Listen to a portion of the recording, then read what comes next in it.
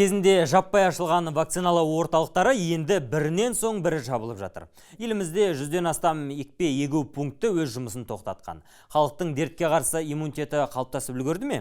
Енді вакцинация құжатының құны көк тиын болып қалды ма? Әріптесім Айгөз Тұрсынбай біліп көрді. Сауда орындарындағы екпе егу пункттері тым-тырыс. Вакцина салдыруға келген тірі жан жоқ. Кезінде дерттенбегенде бизнесмендер мұндай пункттерді өздері жасақтап мемлекетке көмектескен еді. Енді міне араға 2 жыл салып жабылып жатыр. Бұл жаңалық халыққа әсіресе жаққандай. Жабылған дұрыс шығар. Сол ауру расында бар ма жоқ па, оған да сенімсізбін мен негізінде. Қолдан жасалған дүние ме деймін. Ерте деп ойлаймын, енді жағдай көрсетеді ғой. Қытайда тағы да бір спешка шықты деп айтылып жатыр.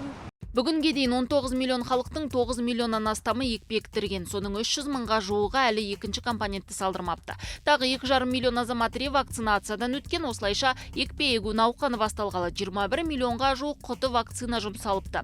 Орта есеппен бір құты вакцина құнын 10 мың теңге деп алсақ, еліміз екпеге шамамен 200 миллиард теңге жұмсаған. Вакциналау паспортына жұмсалған қаржы өз алдына. Енді сол құжатты оңды-солды көрсеткен ашық жүйесі де алып тасталды.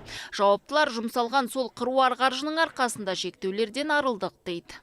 Ол біздің рұқсатымызбен жабылды, өйткені адам саны ойға баруы, жаңа вакцинациялауға азайғандықтан. Егер адамдар жаңағы енді ревакцинациядан өтпей, эпидахуал құлдыраса, онда бізге қайтадан жағдайды бұрынғы қалыпқа келтіруіміз мүмкін. Алайда қуануға әлі ерте секілді.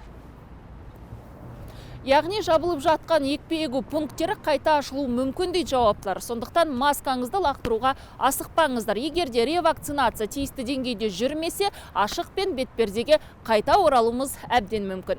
Айгөз Тұрсынбай, Мейірбек Беспаев, Айбат жаңалықтар қызметі.